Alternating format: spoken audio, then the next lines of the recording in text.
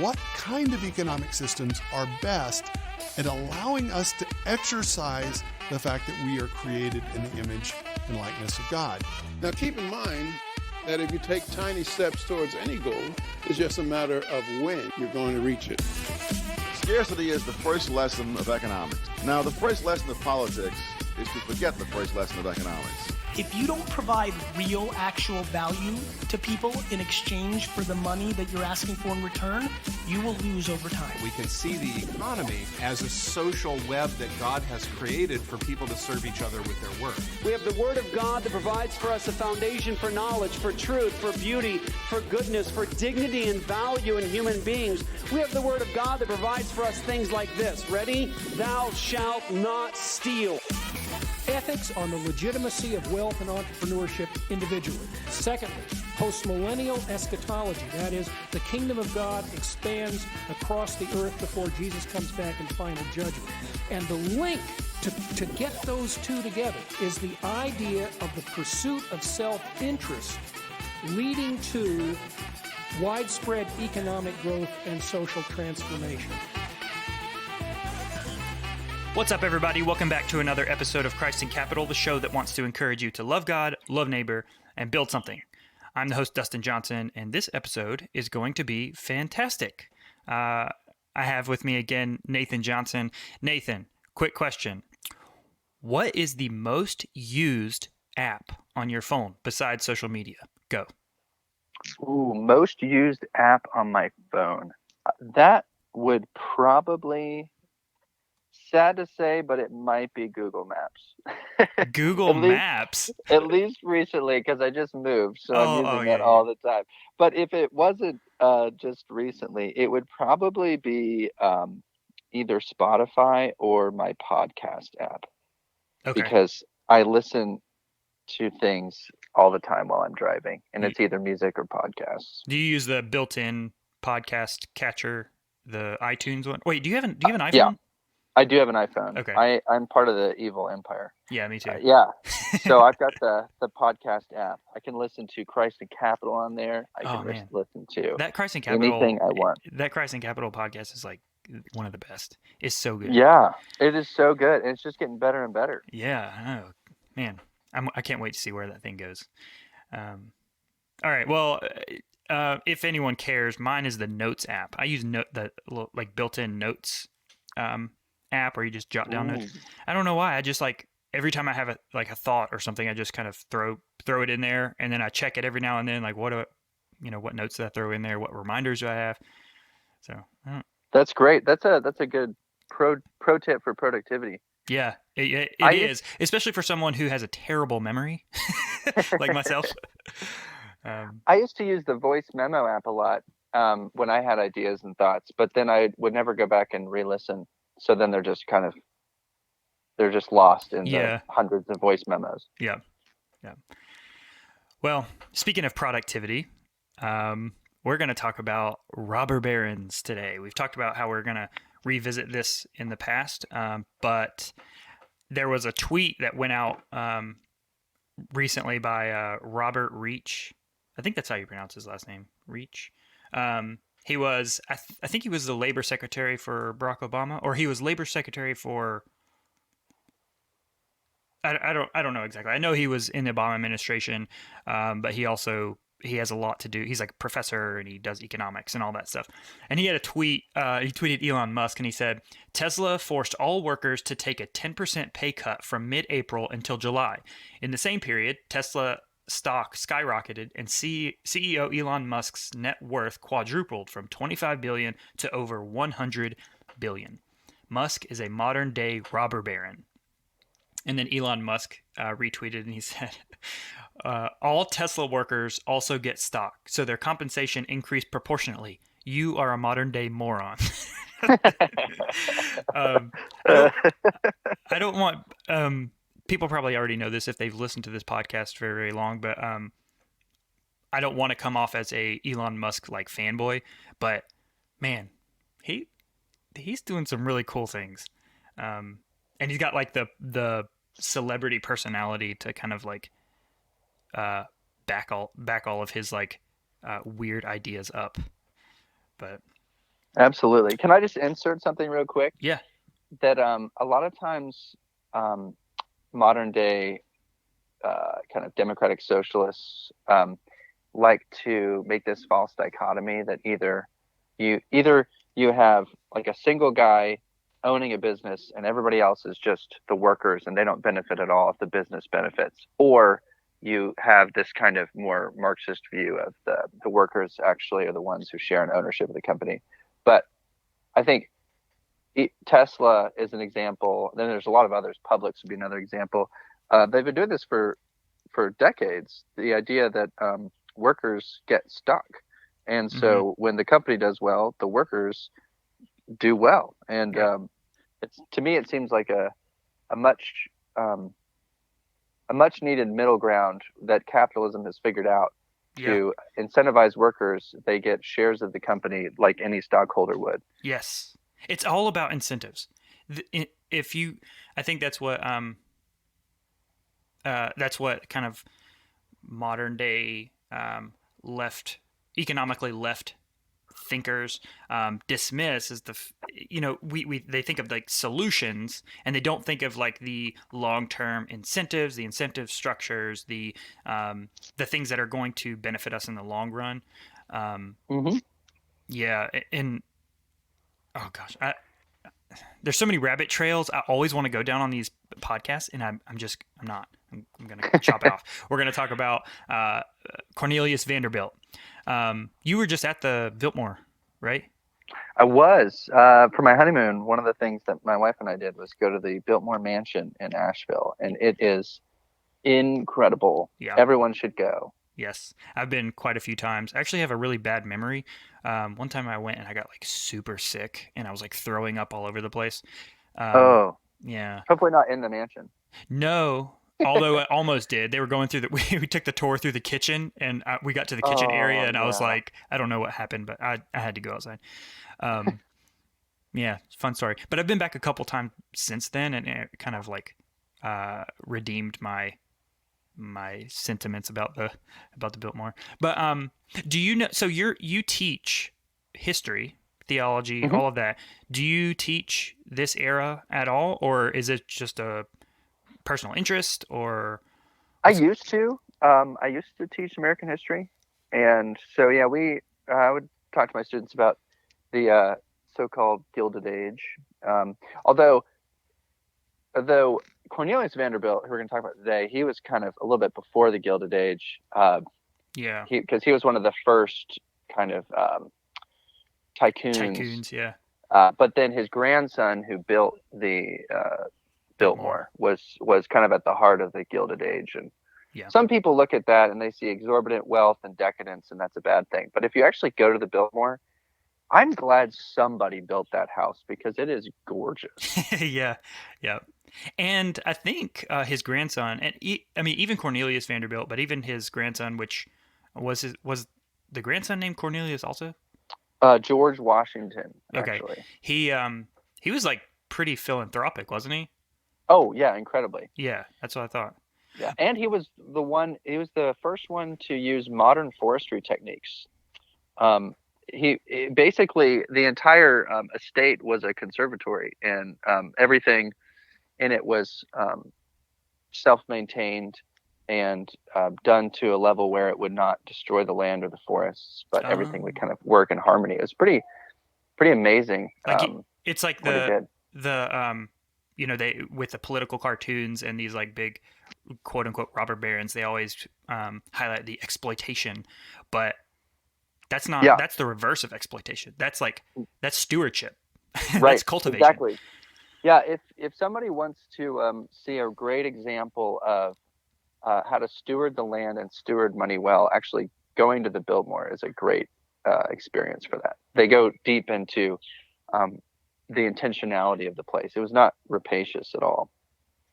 Yeah. Well, so let's go back a couple years and see how that kind of like generational wealth got there. So I was doing some research on Cornelius Vanderbilt, and I read The Myth of the Robber Barons. And so I wanted to kind of like talk through just kind of his story and hit some of the highlights, and maybe talk through some of the tactics that he used in his like business endeavors. And then we can maybe talk about at the end, like, what this means. Is this biblical? What's kind of, why do we take like this this negative view of these guys? So yeah, let's just go. So first off, I think in New York in about like early 1800s, you had Robert Fulton, who was the first American to build and operate steamboats, and he was operating in the Hudson River, New York. And his business did well, but his business was a state-enforced monopoly. New York said that he had say over all steamboat traffic in the New York area. And so another gentleman named Thomas Gibbons, of the famous Gibbons versus Ogden, he saw this and he hired Cornelius Vanderbilt to go in and kind of compete with Fulton. But this was against the law because the state kind of had an enforced monopoly on, the travel in New York, steamboat travel. But Vanderbilt competed anyway. He would take traffic from New York to New Jersey through the Hudson River, all the while like in evading the law or the authorities. And so he kind of developed this name for himself as like an outlaw, a celebrity outlaw. And it forced fares for for Fulton's travels lower, because all the demand was going away, because Vanderbilt was taking a lot of the demand, and so it forced fares lower. In 1824, the Gibbons versus Ogden case was settled, and so Justice John Marshall in this case struck down New York's monopoly over the steamboat traffic, claiming that it was interstate commerce and only the federal government had the ability to regulate interstate commerce. And so the monopoly that Fulton had was destroyed. I mean, it was kind of put under. And after that, it opened up the market for a whole bunch of other steamboaters to come in and compete. And so that ultimately indefinitely lowered fares. It wasn't just like it was legal now. Like the fares dropped to their natural pricing, based on what the market could bear, essentially. And then as this kind of like new market developed, new boat builders quickly developed new ideas. They were able to innovate, building, coming up with these new inventions that didn't have that encouragement when the monopoly was in place. And so this included things like tubular boilers. So they would replace these big, heavy copper boilers with like less heavy, more efficient boilers. Instead of using wood to power the steamers, they would use, I think they called it anthracite coal, and it cut fuel prices in half. If you're going to do like cost cutting, if you can cut your cost in half by implementing something, do it. And then ultimately what this did is, it created, there was more innovation, and you improved steamship or steamboat travel, but it also cut costs for passengers. And so at this time in New York, the passenger fares with Fulton was kind of at the $7 range. And now that the monopoly was done, it reduced it to $3. So reduced costs for passengers more than half. And after the market was freed, Vanderbilt left Gibbons, and he went out on his own. He went out and competed on other routes across the country. He went and competed in New York and Philadelphia, the New York to Philadelphia route, which he brought from $3 to $1. And then New Brunswick to New York City, he brought it from $3 to $1, and then dropped it again to 6 cents plus free meals. I was like, wow. Yeah, like that's awesome. Like you just see this natural progression of the product getting better when competition is increased or is allowed. Yeah. And then Vanderbilt went back to the after so many years of doing this, he went back to the Hudson River, and there was a steamboat company that had kind of established itself called the Hudson River Steamboat Association. It was the largest steamboat association or company in America, and they had like 10 ships, and no one really cared to compete with them because they were the biggest and the best, and they just, no one really cared to try. Mm-hmm. And so he went back and he offered $1 fares, and like I said earlier, after the monopoly was destroyed, it kind of reduced they called the standard fare, quote unquote, standard fare was $3. That's kind of where they set it at, where the market set it at. But he went in and offered $1 fares, and then he cut it to 10 cents, and then he cut it to 0. And I was thinking about, like, what in the world? How do you do that? How do you get something to 0 without going under? And so what he did is basically all the free meals that he had on the ships, he actually started charging for those. He would offer 0 pricing for the tickets for the passengers, and then say as long as they could charge, after doing the math, he said as long as they could buy $2 worth of food, he could make it work. And so, wow, yeah, just creative ways of getting people to use his product. I don't think that financial or that kind of like price setup worked very well. Or I think it worked well, but it didn't work all the time. But the ultimate thing that this did is it pressured the Hudson River Steamboat Association to lower their prices. Otherwise they couldn't compete, right? And so their fares dropped from $3 to $1 or whatever it was. And then the Hudson River Steamboat Association got frustrated. They were angry with Vanderbilt. And so they paid him. They said, look, we will give you $100,000 and $5,000 per year for 10 years if you just leave us alone, go away. So he accepted, took the money, and then this Hudson River Steamboat Association bumped the fares back up to $3. However, with no more barriers to entry and all the other steamboaters seeing that they could compete, that Vanderbilt was able to compete with the Hudson River Steamboat Association, they came in and competed, and it ultimately forced the rates back down to the low rate. So he got the money, and the market dropped because of what he had done. So he took the money and left. And the New York Post called him the New York Post. The New York Evening Post called him the, quote, greatest practical anti-monopolist in the country. And then Harper's Weekly said Vanderbilt's actions, quote, must be judged by the results, and the results of the establishment of the opposition lines by Vanderbilt has been the permanent reduction of fares.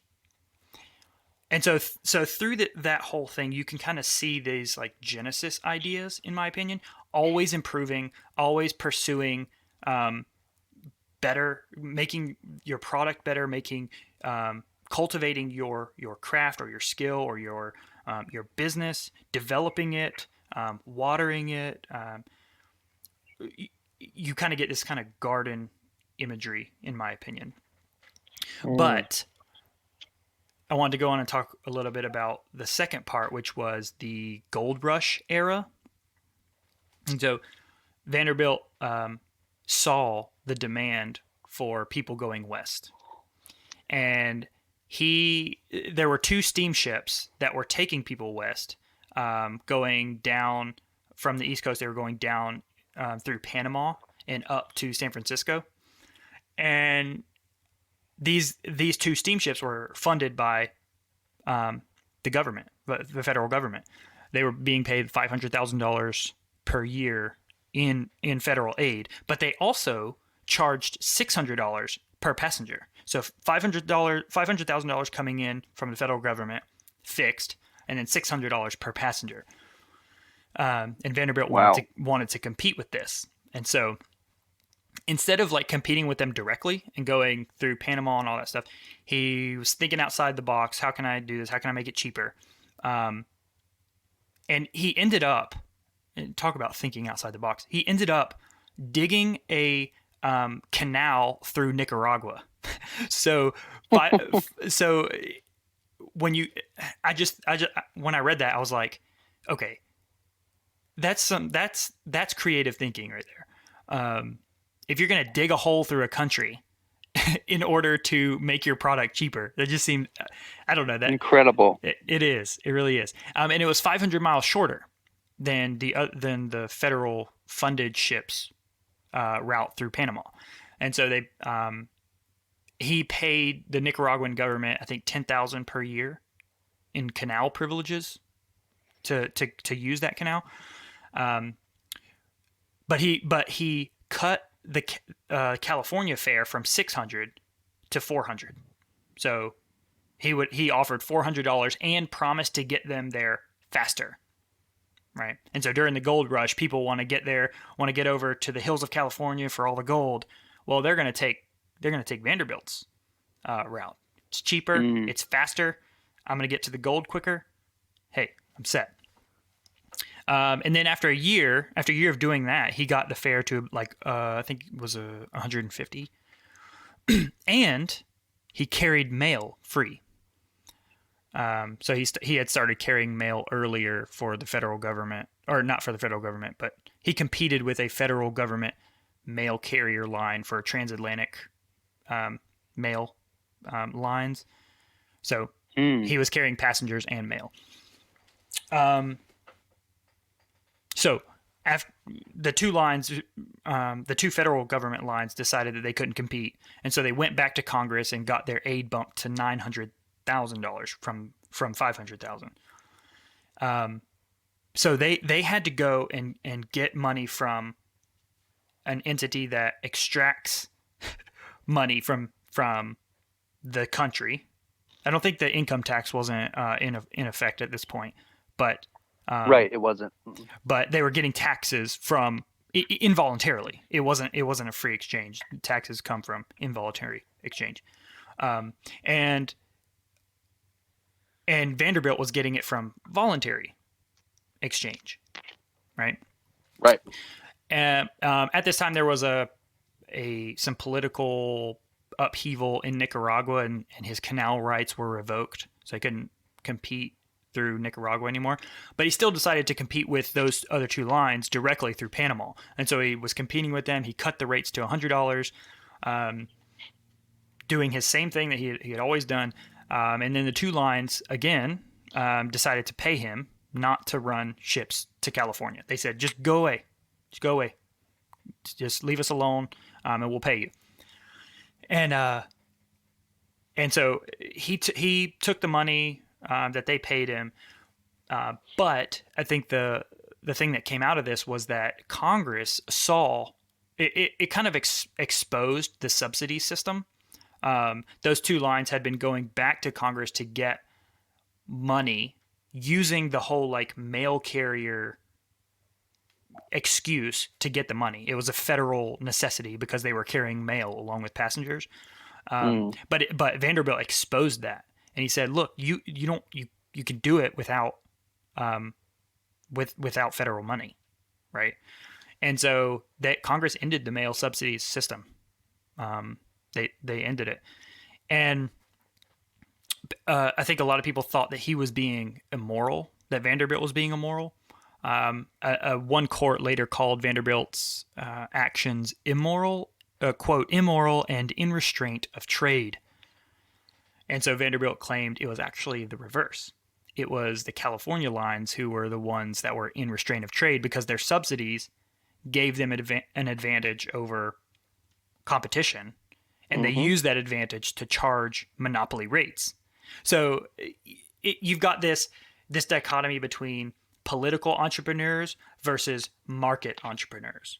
Political entrepreneurs political entrepreneurship, it often led to like price fixing, technological stagnation, and bribing of competitors and politicians.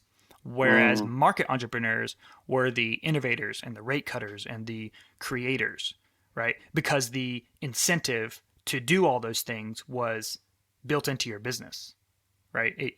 The risk and reward structure in a free market system is such that if you don't innovate and constantly improve and provide a better product and all of this stuff, then you're not gonna survive. Yeah.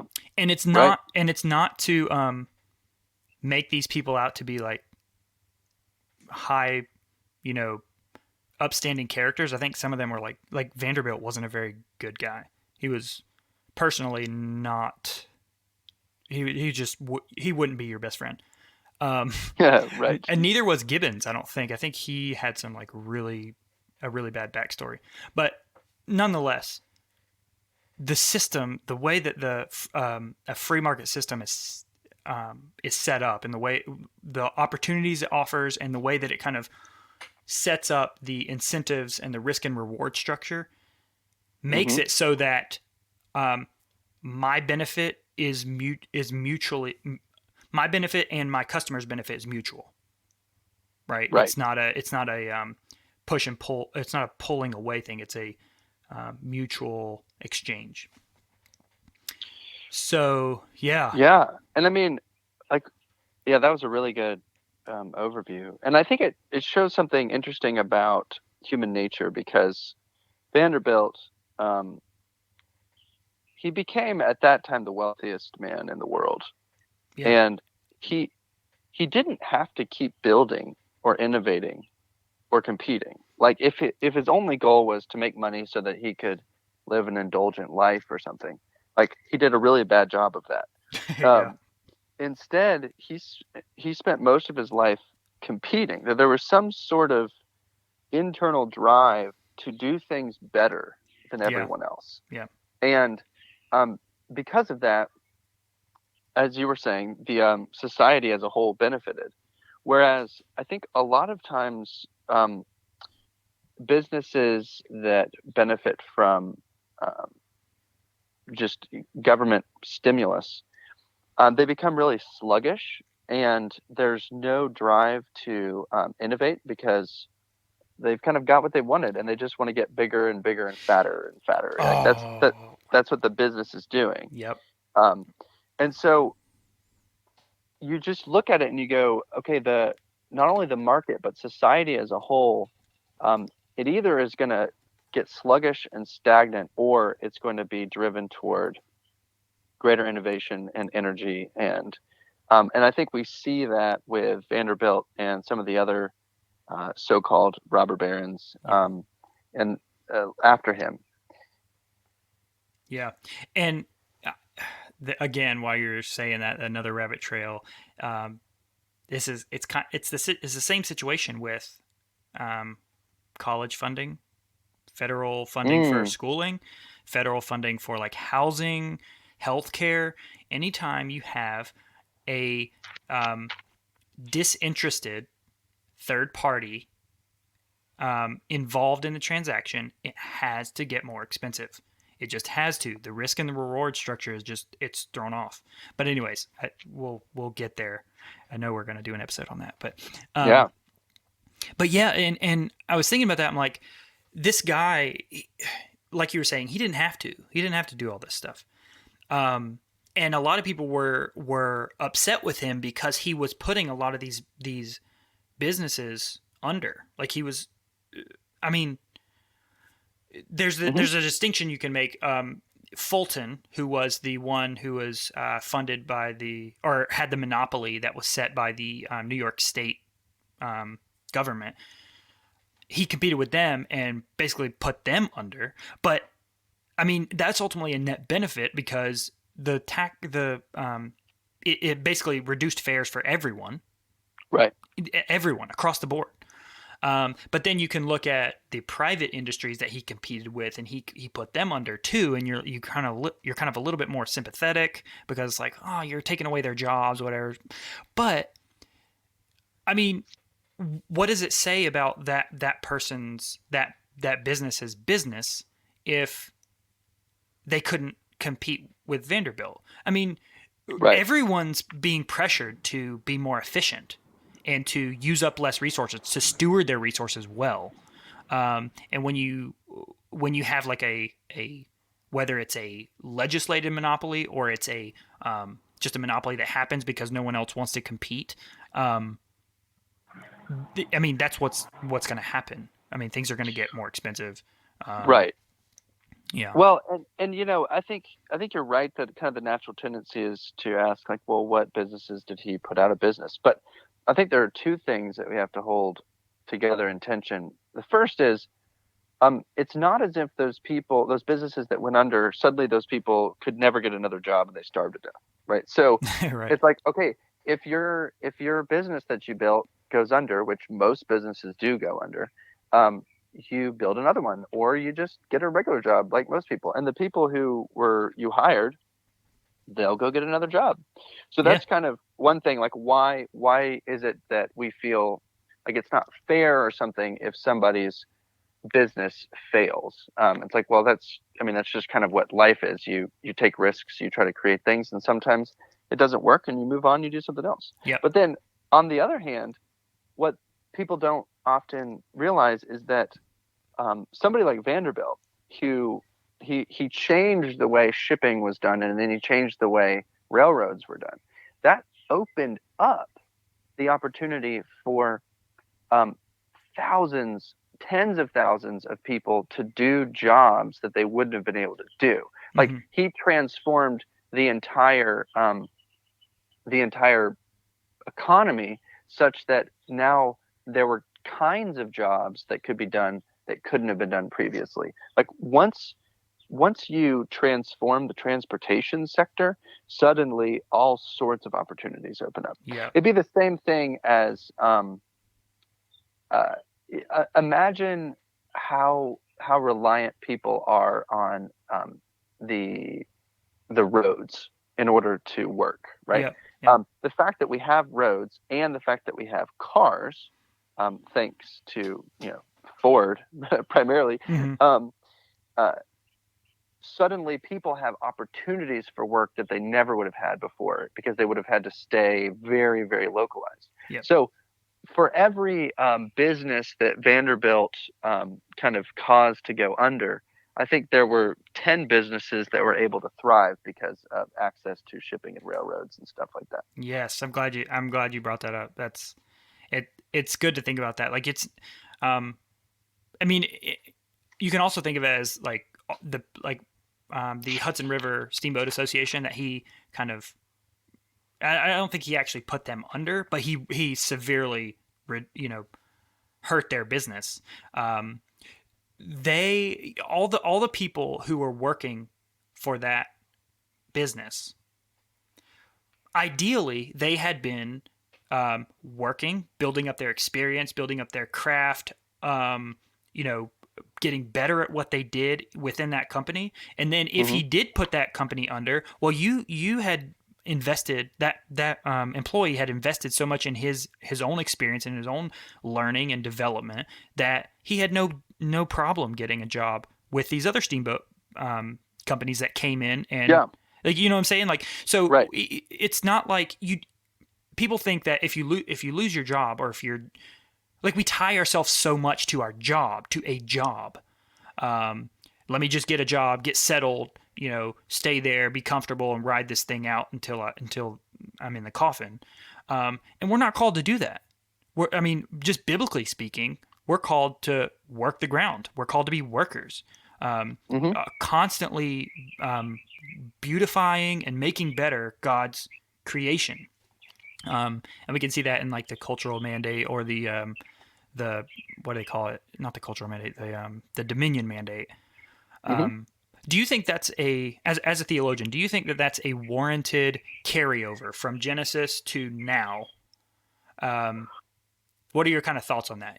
Is the dominion mandate binding on us today? Like, what's our how does the dominion mandate influence us today, or inform us today?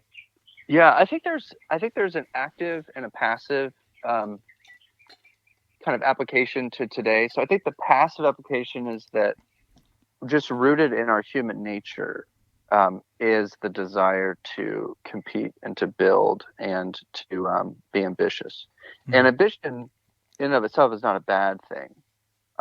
To strive towards excellence or to strive to succeed is a good thing. It's just, and I think it's a carryover of the image of God to want to do things excellently, which I think is something that Vanderbilt was doing. Obviously, he wasn't just doing it to make money. He wanted to do it well and be the best. You know? I think his motto, they said in the book, was if I couldn't go in and operate a steamship at 20% the cost of my competitor, I wouldn't do it. I would leave the ship. Yeah. Anyways. Yeah. And you know, you look at Elon Musk, who, like all these guys, has a lot of personal flaws, but the guy's not just making the coolest cars these days. He's also trying to do space travel better than NASA. And he's about to put a internet service provider in space so that everybody can get a lot cheaper internet, because right now the internet companies have monopolies over certain areas. Like when I moved into my house, there was only one option for internet, and it was more expensive than some of the other internet providers that were only a block over, but they didn't offer service in my area, you know? So, so you've got Elon Musk going, I don't think he's thinking, you know, man, I know I have $100 billion net worth, but I really want more money. Yeah. It's not about the money. Right. Right. He's looking at things and he says, I have the ability to do some really cool things better than are being done right now. And I want to do it and see what happens, you know?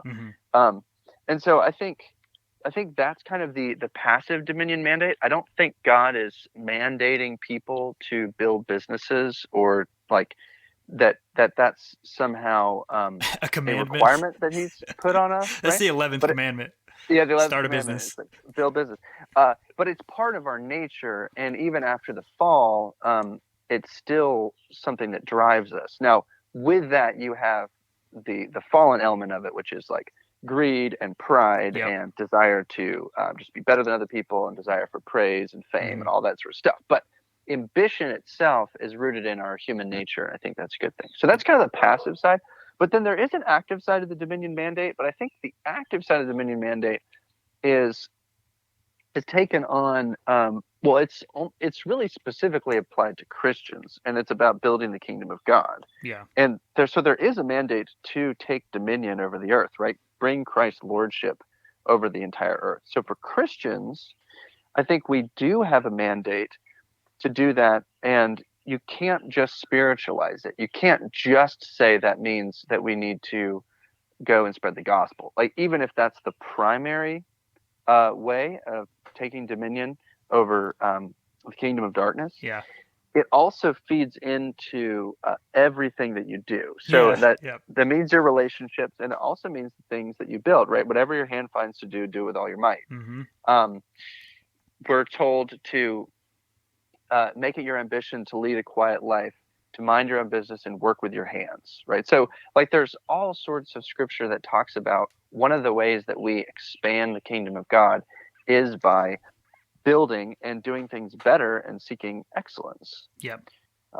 Yes. And man, that's so good. I've been on I guess to give the listeners a little backstory, I come from a very, well, I don't even know how to explain it. I'm just going to say rapture theology was a big thing. And this idea of like investing in the earth. Yes, spreading the gospel is key, but the gospel has effects on the world. It has effects in the world, in the way that we operate. And so we can't, like you were saying, we can't just spiritualize the dominion mandate.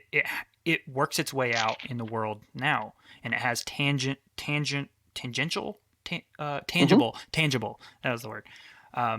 It has tangible effects here and now, and so that's just a fascination that I've had for a while. It's just the way that entrepreneurship and business and economics and all of that is we should view that in the lens of the dominion mandate that God gives us. So yeah. Yeah. And I wanted to end the episode with this. There's a story about Elon Musk, and you were talking about the Elon Musk and NASA thing and how he's cooperating or kind of like working with NASA to, make space travel happen and do all this stuff with outer space. And there's a story about how he told his employees, he was like, okay, look, we're shooting these rockets up into space. And it's really expensive. We're doing it kind of the same way NASA is. But he said, what if you pictured that rocket as a big pile of cash? What would you do? And he was like, you would try to catch it, wouldn't you? And so that was their kind of motivation to sending these ships out into the ocean to catch the falling ships, which ultimately reduces the cost of, because they can reuse parts of these rockets. And so that ultimately cuts the cost of space travel and shooting rockets up like drastically. And so you can kind of reinvest and innovate in other areas because you've reduced this cost. The other story was, are you familiar with the Boring Company? Yes. Man, the idea behind that is so awesome. The Boring Company, for listeners, is basically the company bores holes through the ground, and the idea is to make roads underground. And the idea behind it was, Elon Musk was seeing how we take our travel on a 2D plane, right? All of these cars are on a 2D plane traveling to these cities that are 3D, right? Because everyone's stacked on top of each other in these cities, but out around the cities, everyone's traveling to it on a 2D plane. And so traffic is horrible. That's one of the big reasons for traffic. And so if you can make the road system on a 3D plane as well, you would make it a lot, you would eliminate traffic, right? And so the idea, it's not fully developed, and it may be a long time until we get there, but the idea is to make roads on a 3D system as we go into these 3D cities. That's amazing. Like, who would have thought of that? Who would have thought of that? And this is like a guy who thinks that it's like 90% likely that we're living in the Matrix. So, it's like he's doing it because he wants to innovate. He's not doing it because he wants to make money or anything like that. Yeah. I mean, obviously making money is a nice side product, but the guy's got enough money to last, a million lifetimes. Right. So. So is he a modern day robber baron? Yes or no? No, and one of the reasons why is because the term robber baron refers to somebody who creates a monopoly and then charges exorbitant prices. Exploits. It's an exploitative endeavor. Actually, the examples you were giving is that most of the robber barons of the 1800s were people who were subsidized by the government. Yep. And most of the people